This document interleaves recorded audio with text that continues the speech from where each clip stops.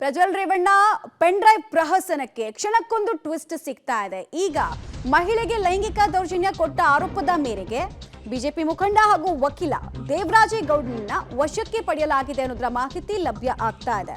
ದೇವರಾಜೇಗೌಡರನ್ನ ಚಿತ್ರದುರ್ಗ ಹಿರಿಯೂರು ಪೊಲೀಸರು ವಶಕ್ಕೆ ಪಡೆದಿದ್ದಾರೆ. ಹೊಳೆನರಸೀಪುರ ಪೊಲೀಸರ ಮಾಹಿತಿ ಮೇರೆಗೆ ಈ ವಶಕ್ಕೆ ಪಡೆಯುವಂತಹ ಪ್ರಕ್ರಿಯೆ ಆಗಿರೋದ್ರ ಬಗ್ಗೆ ಮಾಹಿತಿ ಲಭ್ಯ ಆಗ್ತಾ ಇದೆ. ಗುಯಿಲಾಳ್ ಟೋಲ್ ಬಳಿ ದೇವರಾಜೇಗೌಡನನ್ನ ವಶಕ್ಕೆ ಪಡೆಯಲಾಗಿದೆ.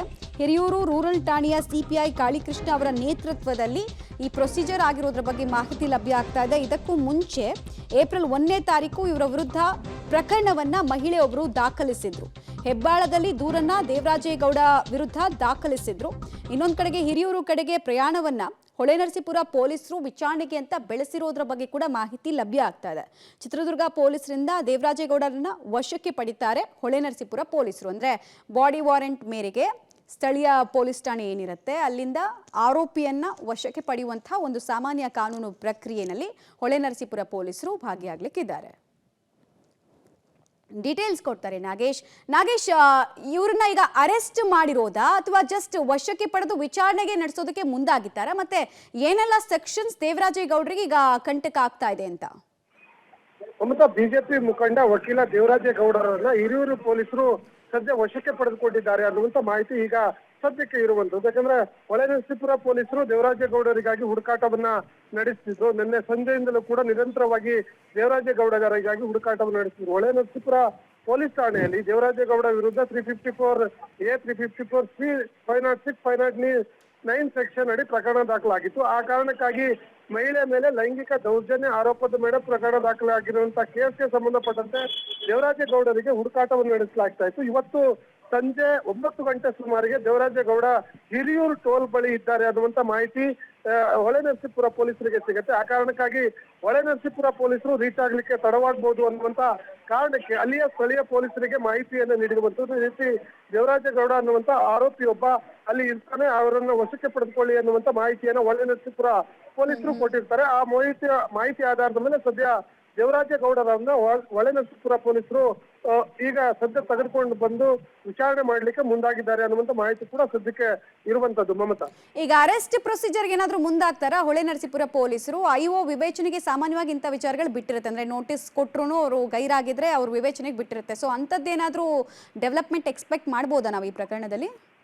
ಖಂಡಿತವಾಗ್ಲೂ ಮಮತಾ, ಈ ಒಂದು ಪ್ರಕರಣದಲ್ಲಿ ಈಗಾಗಲೇ ಏಪ್ರಿಲ್ 1ನೇ ತಾರೀಕು ದೇವರಾಜೇಗೌಡ ವಿರುದ್ಧ ಲೈಂಗಿಕ ದೌರ್ಜನ್ಯ ಆರೋಪದಡಿ ಹೊಳೆನರಸೀಪುರ ಪೊಲೀಸ್ ಠಾಣೆಯಲ್ಲಿ ಒಂದು ಪ್ರಕರಣ ದಾಖಲಾಗಿರುತ್ತೆ. ಆ ಪ್ರಕರಣ ಸಂಬಂಧಪಟ್ಟಂತೆ ಆರೋಪಿಯನ್ನ ಬಂಧನ ಮಾಡ್ಲಿಕ್ಕೆ ಹೊಳೆನರಸೀಪುರ ಠಾಣಾ ಪೊಲೀಸರು ಹುಡುಕಾಟವನ್ನ ನಡೆಸುತ್ತಿರ್ತಾರೆ. ಹಾಗಾಗಿ ಅವರು ಇಲ್ಲಿ ಬೆಂಗಳೂರಿನಿಂದ ಅಲ್ಲಿ ಹಿರಿಯೂರು ಕಡೆ ಹೋಗಿದ್ದಾರೆ ಅನ್ನುವಂತ ಮಾಹಿತಿ ಹೊಳೆನರಸೀಪುರ ಪೊಲೀಸರಿಗೆ 9 ಗಂಟೆ ಸುಮಾರಿಗೆ ಸಿಗುತ್ತೆ. ಹಾಗಾಗಿ ಸ್ಥಳೀಯ ಹಿರಿಯೂರು ಪೊಲೀಸರಿಗೆ ಮಾಹಿತಿಯನ್ನ ಕೊಡಲಾಗುತ್ತೆ. ಹಿರಿಯೂರು ಪೊಲೀಸರು ಸದ್ಯ ವಶಕ್ಕೆ ಪಡೆದು ಹಿರಿಯೂರು ಪೊಲೀಸ್ ಠಾಣೆಯಲ್ಲಿ ಇರಿಸಿಕೊಂಡಿದ್ದಾರೆ ಅನ್ನುವಂತ ಮಾಹಿತಿ ಇರುವಂತದ್ದು.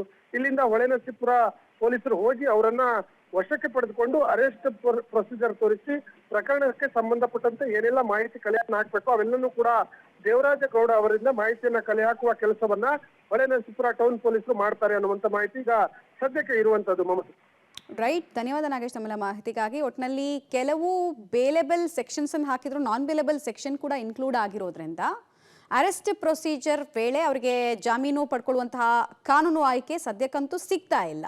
ಈ ಮಧ್ಯೆ ದೇವರಾಜೇಗೌಡ ಮತ್ತು LR ಶಿವರಾಮೇಗೌಡ ಮಾತಾಡಿದ್ದಾರೆ ಎನ್ನಲಾದಂತಹ ಮತ್ತೊಂದು ಆಡಿಯೋ ವೈರಲ್ ಆಗಿದೆ. SIT ಅವರು ಮಾಹಿತಿ ಕೇಳಿದ್ರೆ DK ಶಿವಕುಮಾರ್ ಬಗ್ಗೆ ಏನೂ ಹೇಳ್ಬೇಡ ಅಂತ LR ಶಿವರಾಮೇಗೌಡ ದೇವರಾಜೇಗೌಡ ಜೊತೆಗೆ ಮಾತಾಡಿದ್ದಾರೆ ಅನ್ನೋ ಆಡಿಯೋ ವೈರಲ್ ಆಗಿದೆ.